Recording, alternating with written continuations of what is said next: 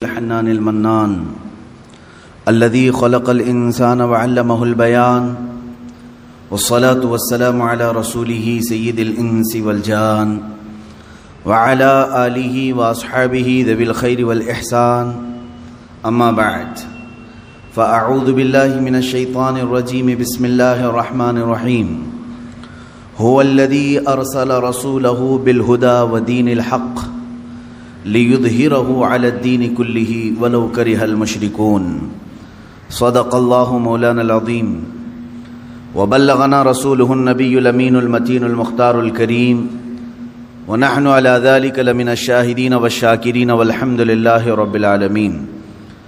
بارگاہ رسالت معاب صلی اللہ تعالی علیہ وسلم میں درود پاک کا ہدیہ پیش کریں۔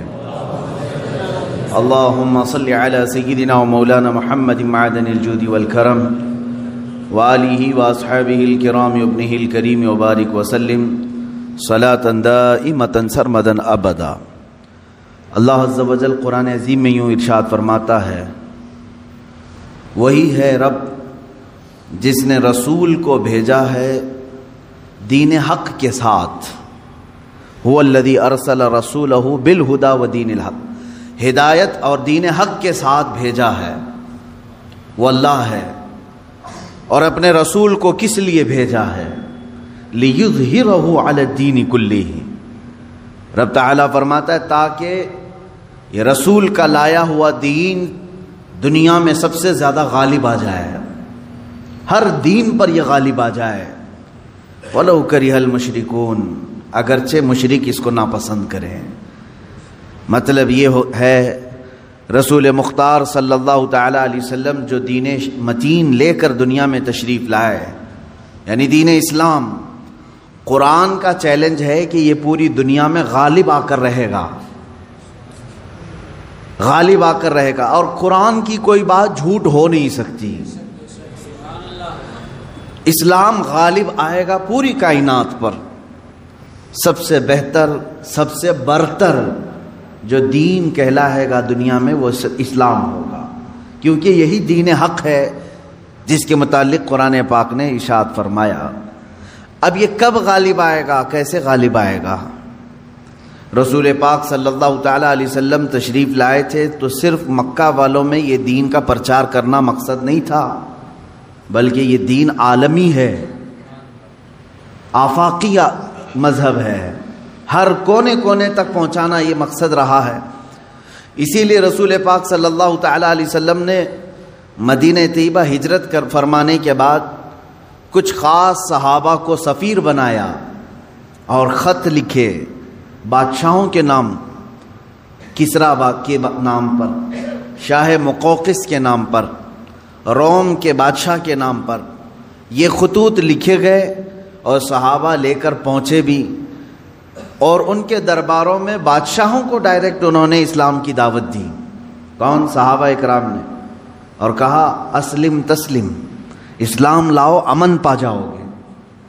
چھوٹی گلیوں میں نہیں، صحابہ نے براہ راست کس پہ تبلیغ کیا؟ بادشاہوں پر۔ اور ان میں کچھ بادشاہ دائرہ اسلام میں آ بھی گئے، اور کچھ ظلم و زیادتی بھی کیے صحابہ کے ساتھ۔ حضور صلی اللہ تعالی علیہ وسلم کے ایک قاصد صحابی کو ایک بادشاہ نے قتل کر دیا یہ پیغام لانے کی بنیاد پر، اور ایک بادشاہ کسریٰ نے حضور اکرم صلی اللہ علیہ وسلم کا خط پھاڑ کر پھینک دیا جو اسلام کی دعوت میرے آقا صلی اللہ علیہ وسلم نے اس تک پہنچائی تھی۔ لیکن ہوا کیا؟ جب واپس خبر آئی مدینہ طیبہ، رسول اکرم صلی اللہ علیہ وسلم کو جب یہ خبر دی گئی تو میرے آقا نے فرمایا، دیکھنا عنقریب جس طرح اس نے میرے خط کو پھاڑا، اللہ اس کی سلطنت کو ٹکڑے کر دے گا۔ چند سال نہیں گزرے تھے، کسریٰ کے محل میں بغاوت شروع ہو گئی۔ کس نے بغاوت کی؟ خود اس کے گھر والوں نے، اس کے بیٹوں نے، یہاں تک کہ بادشاہ کو قتل کر دیا گیا۔ بادشاہ کو قتل کر دیا اس کے اپنوں نے، اور اس کی سلطنت جو کسریٰ سپر پاور تھا اس وقت کا امریکہ تھا، اس کے اتنے ٹکڑے ہو گئے کہ 14 صدیاں گزر گئی، آج تک دوبارہ کوئی کسریٰ آیا نہیں۔ وہ سپر پاور کبھی دوبارہ دنیا میں آ نہیں سکا۔ عزیزان گرامی وقار، رسول پاک صلی اللہ تعالی علیہ وسلم نے پورے دنیا میں اسلام کی تبلیغ کے لیے صحابہ کو بھیجا، حتیٰ کہ ہم ہندوستان میں ہیں، یہاں سے لے کر عرب شریف جو ہے مکہ یا مدینہ طیبہ 4000 کلومیٹر سے لمبا فاصلہ ہے۔ آج تو پلین اڑ کر کے گھنٹوں میں ادھر سے ادھر ہو جائے گی۔ اس وقت میرے آقا صلی اللہ تعالیٰ علیہ وسلم کی حیات طیبہ میں ہی سن 8 ہجری میں ہی چند صحابہ کی جماعت ہندوستان بھی آئی اور اسلام کی دعوت یہاں پر انہوں نے پیش کیا۔ یہ کیرلا کی سرزمین سے اسلام کی دعوت شروع ہوئی اور دیکھتے ہی دیکھتے پورے ہند میں بھی پھیلی۔ چند سالوں کے بعد محمد بن قاسم آئے، ان کے ذریعے سے اسلام کی دعوت اور پھیلی۔ ان کے بعد اور تابعین آئے، پھر سرکار غریب نواز تشریف لائے اور ان کے ذریعے سے اسلام کی تبلیغ میں کافی اشاعت ہوئی۔ میں یہ کہنا چاہتا ہوں کہ اللہ تبارک و تعالیٰ نے جو فرمایا لِيُظْهِرَهُ عَلَى الدِّينِ كُلِّهِ، یہ رسول کو جو دین دے کر بھیجا ہے اللہ اسی لیے بھیجا ہے کہ پوری دنیا کے دینوں پر یہ غالب آ جائے، سارے مذہب پر، سارے مذاہب پر اسلام غالب آئے گا، اگرچہ کافر اور مشرک اس کو ناپسند کریں گے۔ میرے عزیزو، وہ وقت اب تک نہیں آیا جو قرآن نے وعدہ کیا ہے کہ یہ دین غالب آ کر رہے گا، اب تک نہیں آیا۔ غالب کا مطلب یہ ہوگا کہ پوری دنیا میں صرف یہی چلے گا اور کچھ نہیں چلے گا۔ غالب کا معنی یہ میں یہاں مراد لے رہا ہوں۔ اس طرح سے 1400 سال میں کبھی نہیں ہو سکا۔ سیدنا ابو بکر صدیق رضی اللہ تعالیٰ عنہ کے زمانے میں خلافت کی وسعت ہوئی، یمن تک پہنچ گیا۔ حضرت عمر فاروق رضی اللہ تعالیٰ عنہ کے زمانے میں اور وسعت ہوئی، شام، ایران، عراق، مصر، یہ سب دائرہ اسلام میں آئے۔ حضرت عثمان غنی رضی اللہ تعالیٰ عنہ کے زمانے میں اسلام کی سرحدیں اور پھیلیں، یہاں تک کہ آذربائیجان تک پہنچ گئے۔ مولا علی کرم اللہ وجہہ الکریم کے زمانے میں اور وسعتیں ہوئی، ہند تک اسلام پھیل چکا تھا۔ اب اسی طرح بعد کے جو ملوک آئے، یعنی اموی جو خلافت تھی، اس میں جتنے بادشاہ آئے انہوں نے بھی اسلام کی وسعتوں کو پھیلایا، لیکن پورے کے پوری دنیا پر اسلام کو غالب کرنے کے لیے کوئی بادشاہ نہیں آیا۔ تقریباً عباسی خلافت جو ہے 550 کے سال کے قریب چلی۔ ان کے بعد خلافت عثمانیہ جو ترکی کی ہے، ان کی بھی حکومت تقریباً 600 کے آس پاس چلی، 650 سال تک۔ اب اندازہ کریں ترکی کی خلافت عثمانیہ کی بھی سرحدیں تقریباً 3 انٹرکانٹیننٹل تک پہنچتی تھی، بر اعظم۔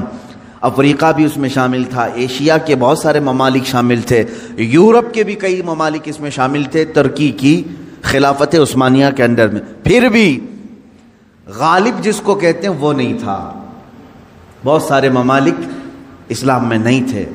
تو اب یہ 14 صدیوں کی تاریخ میں نے آپ کو اجمالاً بتا دی، خلافت راشدہ سے لے کر خلافت عثمانیہ تک، خلافت راشدہ سے لے کر خلافت عثمانیہ تک، یعنی تقریباً 632 عیسوی سے لے کر 1921 تک پورا کا پورا جو یہ یعنی مسافت ہے، اس میں سب بادشاہان اسلام، خلفائے اسلام آئے، لیکن دین غالب جس کو کہا گیا ہے قرآن میں وہ نہیں تھا۔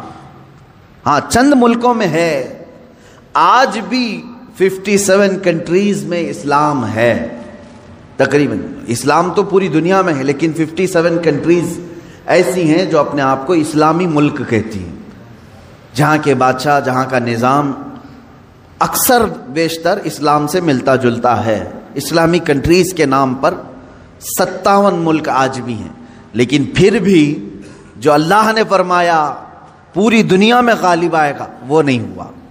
اب ہم رب تعالیٰ سے پوچھتے ہیں مولا وہ کب آئے گا جب پوری دنیا پر صرف دین اسلام غالب ہوگا اور رسول کا یہ دین غالب آ کر رہے گا، یہ بات طے ہے۔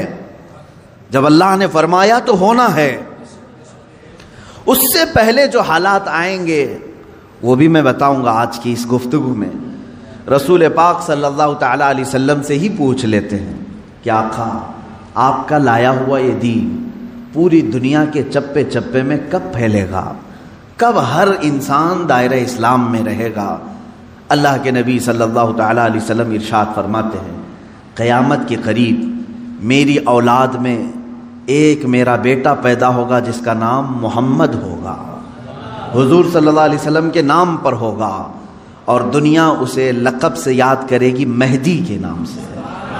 اور حضور اکرم صلی اللہ علیہ وسلم نے ارشاد فرمایا میری نسل میں، میری اولاد میں، حضرت فاطمہ کی اولاد میں جب وہ پیدا ہوں گے دنیا میں اور پھر ان کی خلافت قائم ہوگی تو فرمایا گیا کہ پوری دنیا میں صرف اور صرف اسلام غالب آ کر رہے گا۔ اب وہ زمانہ کب آئے گا؟ ہاں، اللہ کا وعدہ برحق ہے۔ اللہ نے فرمایا یہ دین پوری دنیا پر غالب آ کر رہے گا، چاہے تم پسند کرو نہ پسند کرو۔ اب میری گفتگو کو بھی بہت سارے لوگ ناپسند کریں گے، وہ یہی کہیں گے ایک سامپردائک بھاشن ہے، یعنی ایک دوسرے کے بھید بھاؤ کی بات نہیں۔ میں کہوں گا اگر تم زندہ رہو گے تو دیکھو گے انشاءاللہ العزیز تم بھی اس چیز کو ایکسیپٹ کرو گے جو تمہاری روح کو سکون پہنچانے والی چیز ہے، تمہارے قلب میں اطمینان ڈالنے والی چیز ہے۔ اسلام کا مطلب یہ ہے پیس، کہ تمہارے دلوں میں اور روح میں وہ سکون پیدا کرتا ہے۔ عزیزان گرامی وقار، اب رسول پاک صلی اللہ تعالیٰ علیہ وسلم کے فرمان کا مقصد میں آپ کو سمجھاؤں۔ حضور نے فرما دیا قیامت کے قریب میری اولاد میں میرا ایک بیٹا پیدا ہوگا جس کا نام میرے نام سے مشابہ ہوگا، یعنی محمد، اور اسے پورا زمانہ امام مہدی کے نام سے یاد کرے گا، اور وہ پوری دنیا میں، کائنات میں اسلام کو غالب لا کر رہیں گے۔ اسی زمانے میں عیسیٰ علیہ السلام کا نزول بھی ہوگا۔ حضرت عیسیٰ علیہ السلام آسمانوں پر آج بھی باحیات ہیں، یہ ہمارا عقیدہ ہے سارے مسلمانوں کا۔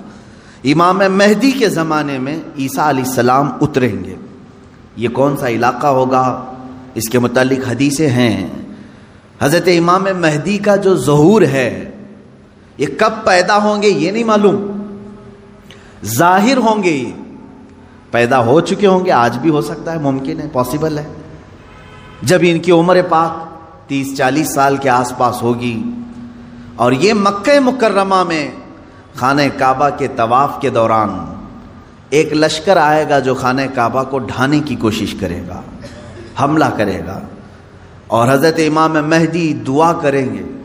آپ کی دعا کی بدولت اللہ تعالیٰ اس آئے ہوئے لشکر کو زمین میں دھنسا دے گا۔ لوگ اسی دن پہچان لیں گے اور ان کے ہاتھ پر خانہ کعبہ کے سامنے بیعت کریں گے۔ اب یہاں سے امام مہدی کا ظہور ہوگا، لیکن اتنا آسان نہیں ہے کہ سب مہدی مہدی کرتے ہوئے ان کے پیچھے چل پڑیں گے، بلکہ ان کے جانی دشمن بن جائیں گے وہاں کچھ لوگ جو ان کو قتل کرنے کی یا ہلاک کرنے کی کوشش کریں گے۔ امام مہدی اپنے متبعین کو لے کر ملک شام کی طرف چلے جائیں گے۔ اب ملک شام وہ ہے جس زمین کو میرے آقا صلی اللہ تعالیٰ علیہ وسلم نے ارشاد فرمایا یہ حشر کی زمین ہے، یہ حشر کی زمین ہے، سارے لوگ ہانکتے ہوئے ادھر ہی لے جائے جائیں گے۔ آج شام سے سب بھاگ رہے ہیں، بمباری ہو رہی ہے، لیکن میرے آقا نے فرمایا ایک زمانہ ایسا آئے گا کہ سب ہجرت کر کے ملک شام کی طرف جا رہے ہوں گے، سب جمع ہو رہے ہوں گے، ملک شام جمع ہو رہے ہوں گے، اور وہاں امام مہدی پہنچیں گے اور وہاں آپ کی خلافت قائم ہوگی، اور عدل و انصاف اس قدر ہوگا کہ پھر وہ زمانہ آئے گا کہ شیر اور بکری ایک ساتھ چر رہے ہوں گے، کوئی ایک دوسرے پر حملہ نہیں کرے گا، اتنا امن قائم ہوگا۔ یہ رسول پاک صلی اللہ علیہ وسلم کی احادیث میں ہے۔ اب امام مہدی کی امامت کے دوران وہ فجر کا وقت ہوگا جب حضرت عیسیٰ علیہ السلام آسمان سے اتریں گے، اور جماعت کھڑی ہونے والی ہوگی، قائم ہونے والی ہوگی۔ حضرت عیسیٰ علیہ السلام ایسے اتریں گے جیسے ان کے جسم پر نہائے ہوئے قطرے ٹپک رہے ہوں۔ آپ کو حضرت امام مہدی پہچانیں گے اور آپ کو لا کر کے مصلی کی طرف بڑھائیں گے۔ نبی اللہ ہیں، روح اللہ ہیں، عیسیٰ ابن مریم سلام اللہ علیہ، قرآن پاک میں جن کے تذکرے ہیں، وہ اللہ تبارک و تعالیٰ کی نشانیوں میں سے ایک نشانی ہے، وہ عیسیٰ آئیں گے۔ اب وہ نبی جب امام مہدی ان کو آگے بڑھائیں گے، حضرت عیسیٰ علیہ السلام امامت کے لیے آگے نہیں بڑھیں گے، اور کیا فرمائیں گے؟ ارشاد فرمائیں گے کہ یہ مصلی امامت امت محمدیہ کا حق ہے، آپ امت مصطفیٰ ہیں، آپ امامت کریں، ہم مقتدی بنتے ہیں۔ اللہ اکبر، رسول پاک صلی اللہ علیہ وسلم کے مقتدی بنے سارے انبیاء، یہ تو معلوم ہے، لیکن رسول کی ایک امتی کے مقتدی بھی عیسیٰ علیہ السلام بن رہے ہیں۔ میرے عزیزو، یہاں نبوت کا درجہ گھٹانا مقصد نہیں ہے، بلکہ یہاں امت مصطفیٰ کی فضیلت بتانا ہے۔ امام مہدی کی امامت ہوگی، اس کے بعد پھر جو دنیا میں حالات ہوں گے وہ کیا ہوں گے؟ دجال آ چکا ہوگا، اور دجال اپنے فتنے پھیلا رہا ہوگا، اور اب دجال کو کون مارے گا، کون ختم کرے گا؟ سارے لوگ پریشان ہو چکے ہوں گے، قتل عام کر رہا ہوگا لوگوں کو، ایمان والوں کا، جو اسے خدا کہے اسے چھوڑ دے، اور جو اسے خدا نہ مانے اسے دونوں پیر پکڑ کر چیر دے، یا گرم کھولتے ہوئے تیل میں ڈال دے، ظلم و ستم کی حد کر دے گا۔ کچھ لوگ ڈر کر کے کفر کر دیں گے، شرک میں مبتلا ہو جائیں گے، اور کچھ ایمان پر قائم رہیں گے، لیکن یہ زمانہ زیادہ دن تک نہیں چلے گا۔ حضرت عیسیٰ علیہ الصلاۃ والتسلیم کے نزول کے بعد عیسیٰ علیہ السلام کی جہاں تک خوشبو جائے گی یا ہوا انہیں مس کر کے نکل رہی ہوگی، تو وہ ہوا دجال کو جیسے لگے گی وہ پگھلتا جائے گا، جیسے موم آگ کی گرمی سے پگھلتا ہے، دجال عیسیٰ علیہ الصلاۃ والتسلیم کی دوری کی ہوا سے ہی پگھل رہا ہوگا۔ یہاں تک کہ مقام لد ایک جگہ ہے، اسرائیل میں ہے وہ آج، اور دنیا کا بڑا ایئرپورٹ انہوں نے وہاں پر بنایا ہے، مقام لد، لد کا ایئرپورٹ بھی بنا ہوا ہے، اور حدیث پاک میں ہے عیسیٰ علیہ السلام مقام لد پہ اس کو اپنے تیر سے نشانہ بنائیں گے اور قتل کر دیں گے، اور امت مصطفیٰ کا یہ آخری فتنہ بھی ختم ہو جائے گا۔ اب اس کے بعد کیا ہوگا؟ وہی آیت جو میں نے تلاوت کیا، اللہ نے فرمایا هو الذی ارسل رسولہ بالہدی ودین الحق لیظہرہ علی الدین کلہ، وہ اللہ ہے جس نے اپنے رسول کو دنیا میں بھیجا ہے ہدایت کے ساتھ اور دین حق کے ساتھ، اس لیے کہ اس رسول کا دین پوری دنیا پر غالب آ کر رہے۔ اب یہ دین غالب آئے گا دجال کے خاتمے کے بعد، امام مہدی کے ہاتھوں سے۔ ہر ملک یا ہر سلطنت جہاں کہیں تخت ہوگا وہاں پرچم صرف اسلام کا لہرا رہا ہوگا۔ وہ زمانہ آئے گا، وہ غالب ہو کر رہے گا دین، اور اللہ رب العزت نے یہ ارشاد فرمایا ہے کہ تم پر کسی اور کو پھر اللہ غلبہ نہیں دے گا۔ یہ زمانہ بھی کافی سال تک چلے گا، لیکن اس غلبہ اسلام سے پہلے کیا کیا ہونا ہے وہ بھی تو ہمیں جاننا ضروری ہے۔ آج کے وہی حالات ہیں جو مجھے اس گفتگو پر آمادہ کر رہے ہیں۔ میں نے بات تو کہہ دی، آپ کو حدیث کی روشنی میں بتا دیا کہ اسلام غالب آئے گا پوری کائنات پر دجال کے خاتمے کے بعد اور امام مہدی کے ہاتھوں سے۔ اب یہ دو بڑی نشانیاں حضور نے فرمائی، ایک تو حضور کی آل میں سادات میں امام مہدی پیدا ہوں گے، دوسرے کہ دجال آئے گا۔ یہ دونوں کا زمانہ ایک ہے۔ یہ کب ہوگا؟ کیا اس سے پہلے کچھ نشانیاں ہیں کہ دجال آنے والا ہے؟ میرے عزیزو، ہم سے زیادہ نشانیاں یہودی پڑھ کر کے انتظار میں ہیں، عیسائی پڑھ رہے ہیں۔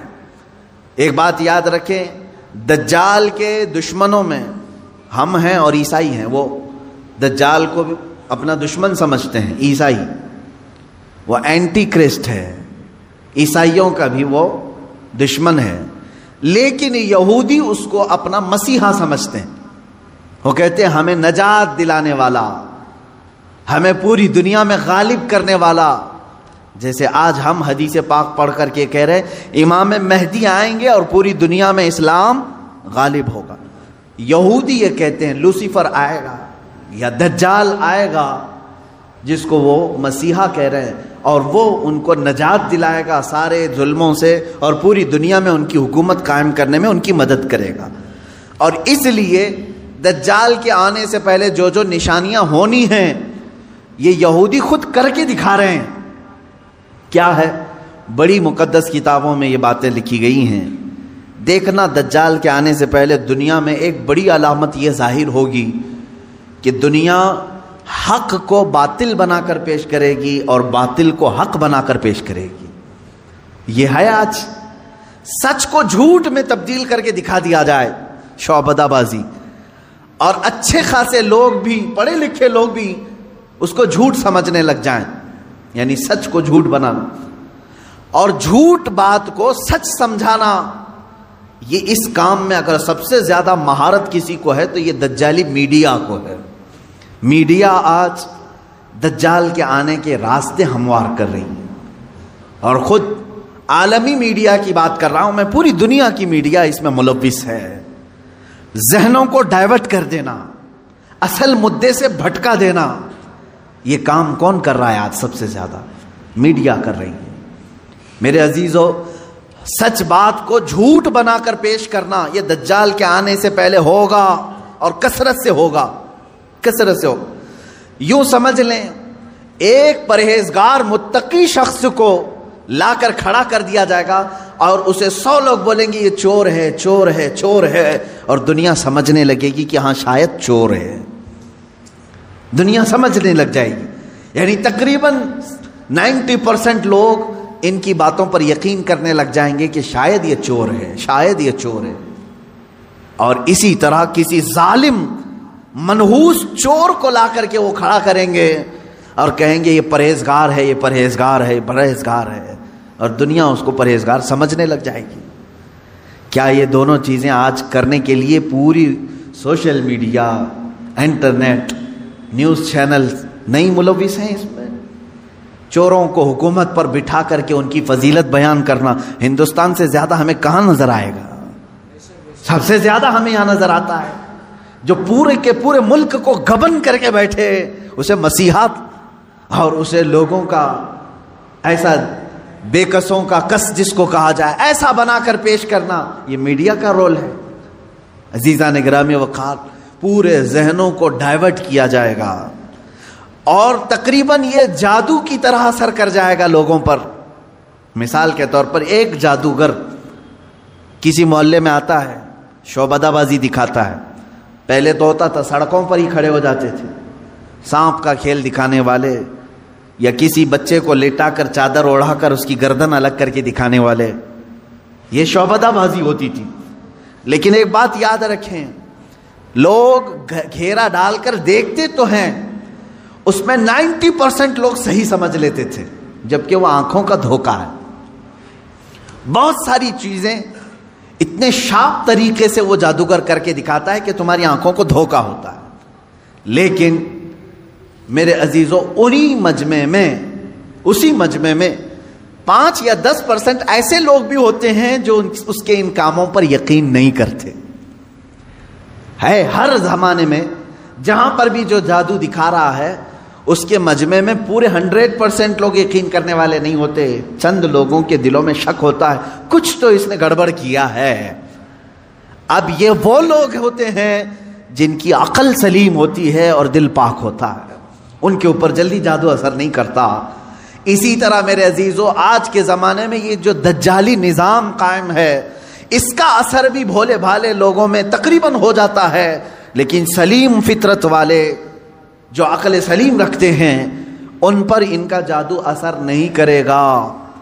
اب آپ سب کو میں پہلے سے آگاہ کر رہا ہوں، اپنے ذہن کو، اپنے عقل کو سلیم بنا کر کے رکھو. یہ کیسے رہے گا؟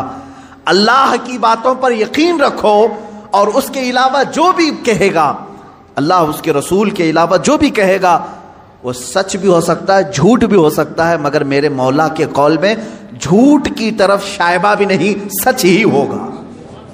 جب تمہارے ذہنوں میں یہ بات آئے گی تو پھر تم دنیا کو 100% ایمان لانے والے، یقین کرنے والے نہیں رہیں گے. آج دیکھ رہے ہیں آپ، میں مسلسل پچھلے 1 ہفتے سے دیکھ رہا ہوں، فرانس میں جو گستاخی ہوئی اور اس کے پاداش میں جو کچھ بھی حالات ہوئے سب کو معلوم ہے. فرانس میں جو کچھ ہوا اس پر ڈیبیٹ انڈیا میں بھی چل رہا ہے. ہندوستان کے ہر نیوز اینکر اس کو لے کر کے گرما گرم بحث کر رہے ہیں، اور کچھ ایسے لوگوں کو لا کر بٹھایا جاتا ہے، مجھے ان کے بارے میں معلوم نہیں، وہ پیڈ ہوتے ہیں یا بکے ہوئے ہوتے ہیں یا ان کو اسکرپٹ یعنی سکھائی جاتی ہیں، لکھ کر کے دیے جاتے، پتہ نہیں کون لوگ بیٹھتے ہیں. آپ کو عام لوگ ہیں، آپ مجھے معلوم ہے، لیکن میں آپ کے سامنے گفتگو کر رہا ہوں. سنیے، ایک اسکول کا ٹیچر بلیک بورڈ پر کارٹون بناتا ہے رسول پاک صلی اللہ علیہ وسلم کا. اس کی شکایت بھی ہوتی رہی لیکن وہ باز نہیں آیا، اور اسی علاقے کا کوئی ایک نوجوان اس سے برداشت نہیں ہوا، اس نے جا کر کے اس کا سر قلم کر دیا. یہ ہے، معلوم ہے آپ کو، یہ رپورٹ ہے، آپ کو معلوم ہے. اس نے سر قلم کر دیا، وہ اس کا اپنا پرسنلی معاملہ تھا، عبداللہ شیشانی جو بھی ہے. اب اس کو کیا چھوڑ دیا؟ لوگوں نے چھوڑ دیا عبداللہ کو، بلکہ اسی وقت گولیوں سے بھون دیا فرانس کی پولیس نے، ختم کر دیا. دونوں ختم ہو گئے، جن کے دونوں کے معاملات تھے وہ چلے گئے. اب میں ایک جملہ کہتا ہوں، تمہارے نزدیک عبداللہ شیشانی ٹیررسٹ ہے، یعنی اس نے سر قلم کیا اس لیے یہ ٹیررسٹ ہے. ہمارے نزدیک رسول کا خاکہ بنانے والا سب سے بڑا ٹیررسٹ.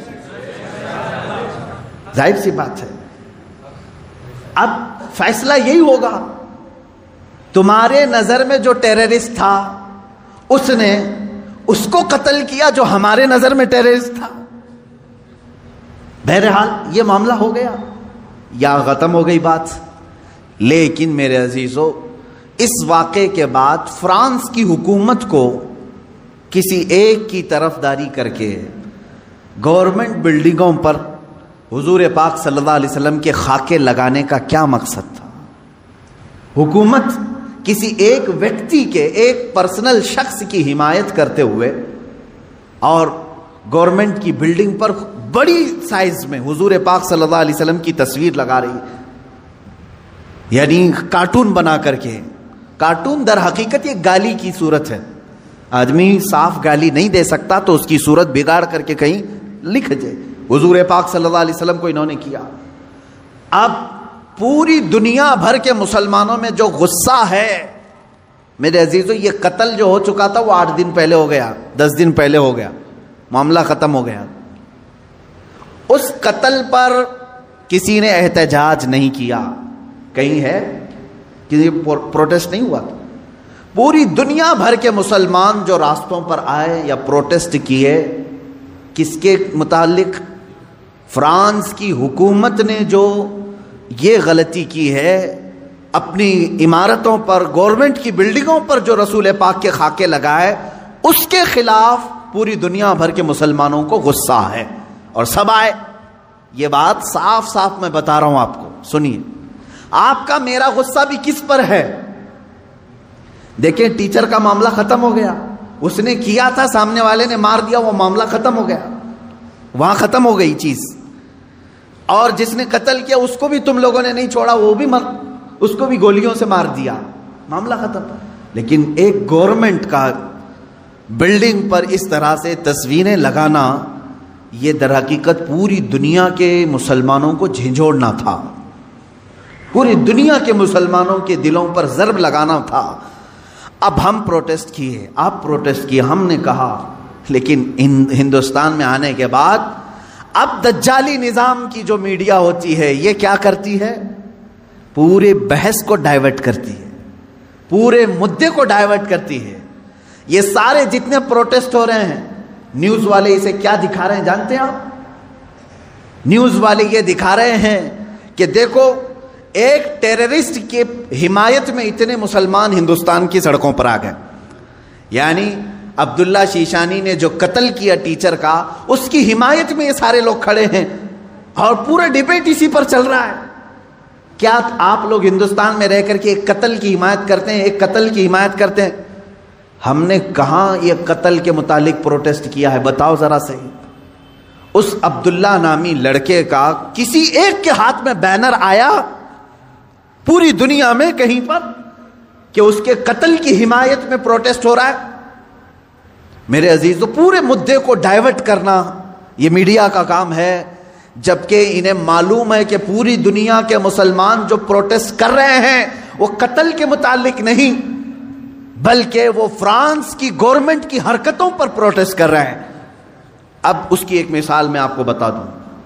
یہ میڈیا اینکرز یہ کہتے ہیں کہ فرانس کا وہ اندرونی معاملہ ہے، وہ اندرونی معاملہ ہے، وہ چاہیں ان کو فریڈم آف ایکسپریشن ہے، وہ سیکولر ہیں، وہ چاہیں تو کسی ایک ویکتی کی حمایت کریں اور بلڈنگ کی پوری تصویر لگا دیں رسول پاک صلی اللہ تعالیٰ علیہ وسلم کی تصویر سے.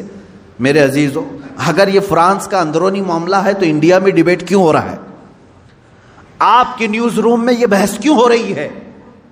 آپ یہ سمجھیں اس زمانے کا سب سے بڑا خطرناک جال یہ میڈیا ہے، نیوز کا. جو اب ظاہر سی بات ہے یہ ہماری بھی کلپس اٹھا کر کے چلائیں گے اور پھر ہمیں بھی بتائیں بھڑکاؤ مولانا ہے، سامپردائک پھیلانے والے ہیں، ہماری گفتگو کو کاٹ کر کے پیش کریں گے، ان کا کام ہی وہ ہے. لیکن میں آپ کو بتاؤں کہ پورے ہندوستانی مسلمانوں کے دماغ کو ڈائیورٹ کر رہے ہیں کہ تم لوگ جو پروٹیسٹ کر رہے ہو ایک قتل کی حمایت میں کیسے پروٹیسٹ کر رہے ہو. ان سے کوئی بھی ڈیبیٹ میں بیٹھنے والا یہ نہیں کہہ رہا ہے، بلکہ وہاں ثابت کرنے کی کوشش کر رہے ہیں قتل ایسا ہو سکتا ہے، ویسا ہو سکتا ہے. میرے عزیز، یہاں کہنا تو یہ چاہیے تھا قتل ہوا اور اس کے مقابل میں جس نے قتل کیا اس کا بھی قتل ہو گیا. ہم اس مدے پر بات نہیں کر رہے ہیں، ہم تو گورنمنٹ کے خلاف بات کر رہے ہیں جو فرانس کی حکومت نے اپنی عمارتوں پر میرے آقا کی تصویر کشی کی ہے، ہم اس کے خلاف کھڑے ہیں.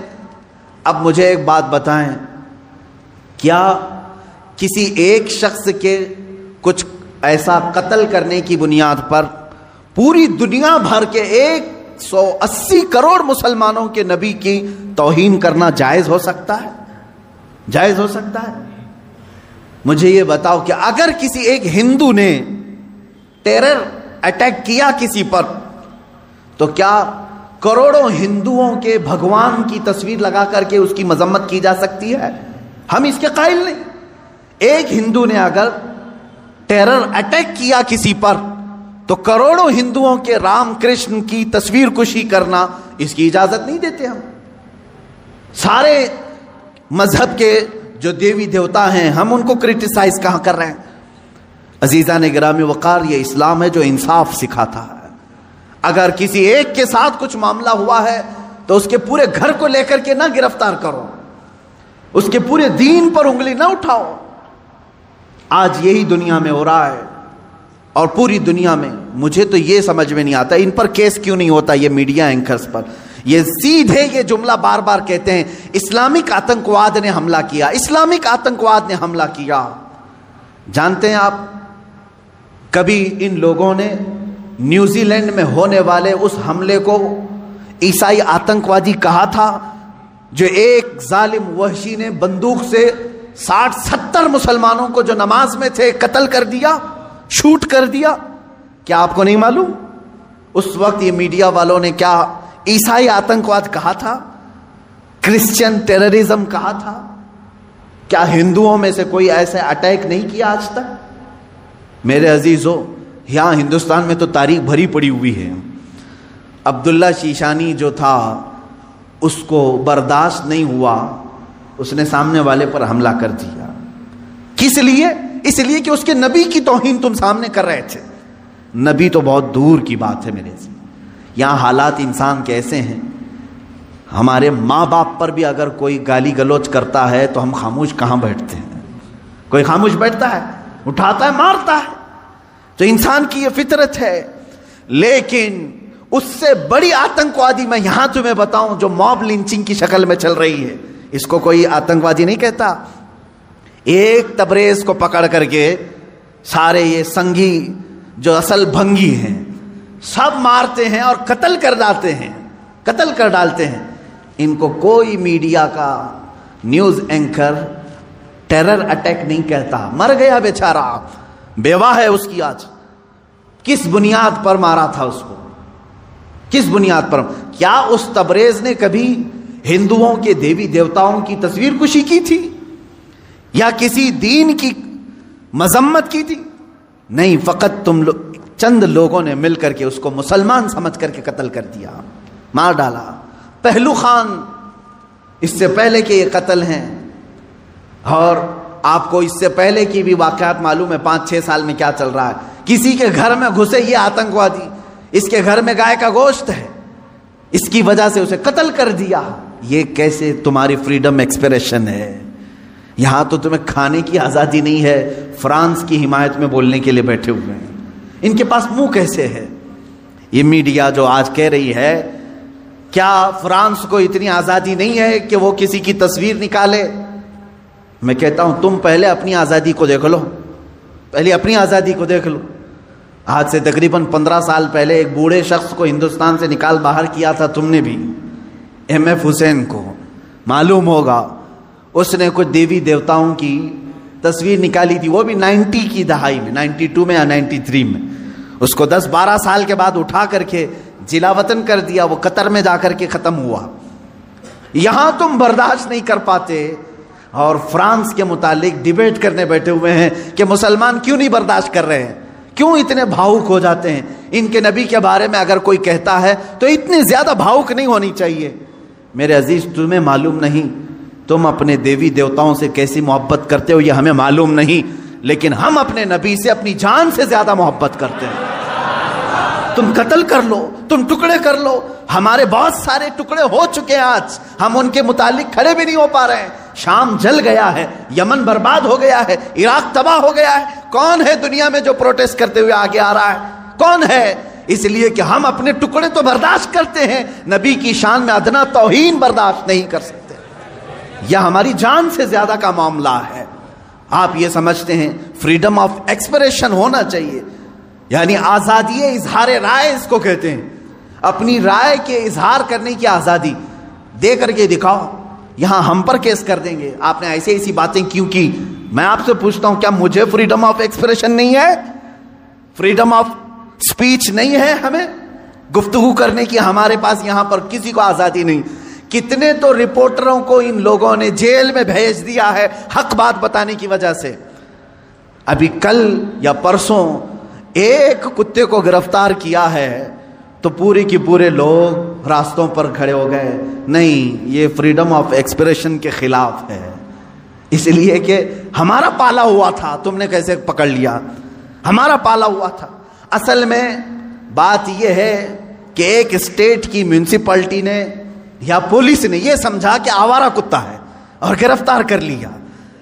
ہوا ایسی ہی، ادھر ادھر پھرنے والے کتوں کو میونسپلٹی گرفتار کرتی ہے، لیکن شاید میونسپلٹی کو معلوم نہیں تھا اس کے گلے میں پٹا تھا کسی کا، وہ پالا ہوا تھا. اس کی وجہ سے اب مالک راستے پر آ گئے کہ ہمارا کتا گرفتار ہو گیا ہے. لیکن میرے عزیزو، یہ ڈبل رول آپ کو معلوم نہیں. آپ ایک دوسرے اسٹیٹ میں جائیں، تحقیق کریں، آپ کو معلوم ہوگا صرف 4 سال کے اندر 10 یا 12 ایسے نیوز اینکر ہیں جنہوں نے صحیح بات بتائی تو ان پر کیس ٹھوک دیا اور انہیں اندر بھیج دیا ہے. وہاں کہاں ہے فریڈم آف ایکسپریشن؟ یہ جو دنیا میں چل رہا ہے اس جال کو سمجھو، یہ دجال کے آنے سے پہلے کا جال ہے. آپ سے صرف اور صرف میں ایک ہی گزارش کروں گا، اور میری بات سننے والوں سے میری اپیل ہے، ایک اپیل ہے کہ آج اللہ رب العزت نے تمہیں عقل سلیم عطا کیا ہے. جو کچھ یہ جادو دکھا رہے ہیں اس پر 1% بھی یقین مت کرنا، یقین مت کرنا. اس جال سے اپنے آپ کو باہر کر لو. جو TRP کے چکر میں پورے گھوٹالے کر رہے ہیں ان سے تم باز آ جاؤ، نکل جاؤ. دنیا کی خبریں دیکھنے کے لیے آپ کو صرف اور صرف ان کی بکواس دیکھنا ضروری نہیں ہے. اب دنیا گلوبل ولیج کی شکل اختیار کر چکی ہے. ادھر نظر ہٹاؤ، ادھر نظر ہٹاؤ، سب تمہیں دکھ جائے گا. لیکن ان دجالی نظام کے پیروکاروں کے پیچھے نہ جائیں، یہ میری آج کی یہی گزارش ہے. ورنہ جادو تم پر بھی اثر کرے گا اور تم بھی وہی بولی بولو گے، تم بھی وہی بولی بولو گے. 4-5 سال کے اندر ان لوگوں نے ایسا ہی فیلڈ بھی بنائی، جو پہلے کٹر دشمن تھے وہ آج کٹر حامی بن گئے، ان کے جے جے کار کرنے لگے. یہ بھی آپ نے دیکھا ہوگا. تو میڈیا کا اثر دماغوں پر آنے نہ پائے، اس بات کی میں اپیل کروں گا. اس لیے کہ دجال کے آنے سے پہلے جو علامات بتائی گئی اس میں سب سے بڑی علامت یہ ہے حق کو باطل بنا کے پیش کیا جائے گا اور باطل کو حق بنا کر پیش کیا جائے گا. جیسے فلسطین کو بھی دیکھ لیں. فلسطین ایک چھوٹا سا ملک، چھوٹا سا ملک. یہ فرسٹ ورلڈ وار میں مسلمانوں کی آبادی پوری 4000 یہودیوں کو رہنے کے لیے شرن دیا گیا. شرن کہتے ہیں نا, پناہ دی گئی 4000 یہودیوں. اب یہ ان کی ہجرت شروع ہوئی 4000 سے فلسطین میں. جانے لگے لاکھوں کی تعداد میں پہنچ گئے. 1948 کے زمانے میں 1947 جو ہماری آزادی کا سال ہے, اسی کے دوسرے سال اسرائیل میں وہ جو 4000 آئے تھے اب لاکھوں کی تعداد میں جمع ہوئے. انہوں نے اعلان کر دیا کہ یہ فلسطین نہیں ہے, یہ اسرائیل ہے, یہ ہمارا ملک ہے, ہمارے باپ داداؤں کا ملک ہے, پہلے سے ہم یہیں آباد تھے. اب وہ دنیا کو منانے لگے, اپنی ایمبیسیاں ہر ملک میں کھولنے لگے. کچھ ملک اس وقت نہیں تسلیم کر رہے تھے کہ نہیں تم کنٹری نہیں ہو, تم زبردستی قبضہ کیے ہو. لیکن میڈیا نے اتنا دماغ واش کیا کہ آج عرب کی دھرتی پر بیٹھے ہوئے بادشاہ بھی یہ کہنے لگے فلسطین تھا ہی نہیں, اسرائیلی اصل ہے. مان لیا, یہ جادو اثر کر گئے. آج متحدہ عرب امارات بھی کہتا ہے کہ اسرائیل ایک کنٹری ہے, ہم اس کو تسلیم کرتے ہیں. سعودی نے بھی تسلیم کر لیا ہے. جارڈن تو بہت پہلے سے تسلیم کیا ہوا ہے. مصر تسلیم کیا ہے. اب سوڈان کی باری ہے. اس طرح سے جو اسلامک کنٹریز تھے وہ کہتے تھے فلسطین ہمارا قبلہ اول ہے, وہاں پر بیت المقدس ہے, سال ہا سال سے مسلمان آباد ہیں. کوئی تسلیم نہیں کرتا تھا, لیکن میڈیا کا جادو اثر کرتا رہا. انہوں نے ایسی فیلڈ بنائی کہ اب ہر کوئی ان کے انڈر میں آتا رہا. یہ دجال کے آنے سے پہلے یہ فیلڈ ہموار کی جائے گی. اب مسلمانوں, آپ اپنے ذہن کی خبر لو, اپنے دماغ کی خبر لو. کیا ان کی بنائی ہوئی فیلڈ پر تم بھی اپنا دین بیچ کر کے ان کی جے جے کار کرو گے, یا پھر رسول پاک کے لائے ہوئے دین پر برقرار رہو گے؟ اپنے ذہن کی خبر تم خود لے لینا. دنیا جو دکھا رہی ہے میں اس کو ایکسپٹ کر لوں گا. جیسے مار کر کے کسی کو چور کہلوایا جائے, پولیس کا کام ہوتا ہے. وہ ظلم برداشت نہیں کرتا, آخر میں کہتا ہاں میں نے چوری کر لیا, لے جا کر کے کورٹ میں پیش کر دیا, دیکھو ہم نے اس کو اقرار کرا دیا, اس نے چوری کیا, تم نے اس پر اتنی لاٹیاں ماری, اتنا کچھ کیا, مجبور ہو کر کہ اس نے کیا. یہی کام پوری دنیا میں کیا جائے گا. جگہ جگہ پکڑ کر کے مارنا, تمہاری داڑیاں کھینچنا, تمہاری ٹوپیاں اتارنا, تمہیں قتل عام کرنا, کسی ملک سے دربدر کرنا. مسلمان ڈر جائے, سہم جائے. اور یہ جو بولی بول رہے ہیں کہ تم آتنکواد ہو, تم ان کے ظلم کو برداشت نہ کر پا کر کے یہ کہنے لگ جاؤ گے کہ ہاں صحیح میں یہ مسلمان آتنکواد ہیں. یہاں تک وہ تمہیں لانا چاہتے ہیں, یہاں تک لانا چاہتے ہیں. میرے عزیزو, یاد رکھنا یہ جو ظلم کیے جا رہے ہیں آج پوری دنیا میں, اس سے خطرناک ظلم دجال کے زمانے میں آئے گا. حضور پاک صلی اللہ تعالی علیہ وسلم نے فرمایا آدم علیہ السلام کی پیدائش سے لے کر قیامت تک جتنے فتنے آئے ان میں اگر سب سے بڑا کوئی فتنہ ہے تو وہ دجال کا ظہور ہے. میری امت اس میں بھی مبتلا ہوگی, لیکن ڈرو مت, گھبراؤ مت. دجال کے آنے کے بعد ہم بچیں گے کیسے؟ ایک بات یاد رکھنا, جس کے ساتھ اللہ ہے, رب ذوالجلال کا یقین اس کے دل میں ہے, وہ دجال کیا 100 دجالوں سے بھی بچ جائے گا. اور جو دجال کے فتنوں سے بچ گیا, میرے آقا صلی اللہ علیہ وسلم نے بشارت دی, وہ بغیر حساب کتاب کے جنت میں جائے. سارے فتنے تو دنیا میں اس نے جھیل لی, ساری مصیبتیں جھیل لیا ہے. اللہ رب العزت اسے انعام عطا کرے گا, آپ جنت کے حقدار ہوں گے. اس لیے اپنے ذہن کو, اپنی طبیعت کو ہمیشہ سنبھال کر کے رکھو. میرا دماغ اور میرا ذہن بکنے والا نہیں. اور چاہے یہ ظلم کے پہاڑ ہم پر توڑ دیں, آج ہو رہا ہے, کل ان کی باری تھی, آج ہماری باری ہے, یہ ہو سکتا ہے. آج ان کی باری ہے, کل ہماری باری ہے, یہ ہو سکتا ہے. ہم اگر اس ظلم کے شکار ہو گئے تو اے میرے سننے والوں, کبھی نہ گھبرانا, کبھی نہ گھبرانا. امت کے علماء جاتے رہے لیکن اسلام پھلتا پھولتا ہی رہا. آج اگر ہمارے خون کی اسے ضرورت ہے تو ہم اپنے خون سے اس کی سچائی کریں گے, اس لیے کہ ہم یزیدی نہیں, ہم حسینی کردار رکھتے ہیں. ضرورت پڑے تو اسلام کے لیے اپنے خون سے آبیاری کی جائے گی اور دین اسلام کی حفاظت کی جائے گی. آپ سب اپنے اختلافات کو ختم کرو. ان دجالی نظاموں پر آپ یقین کبھی مت رکھنا. گھر میں جاتے ہی ٹی وی آن کرنا, اس نیوز کو دیکھتے ہیں, اس نیوز کو دیکھتے ہیں, اور پھر اس کو کہیں آمنا صدقنا, ہم ایمان لائے, ہم تصدیق کرتے ہیں. نہ, آج کے زمانے میں جس نے اس طرح کا یقین کیا, میں سمجھتا ہوں اس نے بہت بڑی گمراہی خرید لی ہے, بہت بڑی گمراہی. ہاں, جب قرآن کھولنا تب کہنا آمنا و صدقنا, میں ایمان لاتا ہوں اور اس کی ہر بات پر تصدیق کرتا ہوں. اس لیے قرآن نے کہا ہے هو الذی ارسل رسولہ بالہدی ودین الحق لیظہرہ علی الدین کلہ ولو کرہ المشرکون. وہ اللہ ہے جس نے اپنے رسول کو ہدایت کے ساتھ بھیجا ہے اور ایک حق دین دے کر کے بھیجا ہے. اس لیے بھیجا کہ اس رسول کا دین پوری دنیا میں غالب آ کر رہے گا, پوری دنیا میں غالب آ کر رہے گا انشاءاللہ العزیز. وہ دن آئے گا جب ہر گھر پر, ہر پارلیمنٹ پر پرچم اسلام لہرا رہا ہوگا. میرے نبی کا, مصطفیٰ کریم صلی اللہ تعالی علیہ وسلم کا نظام بول رہا ہوگا.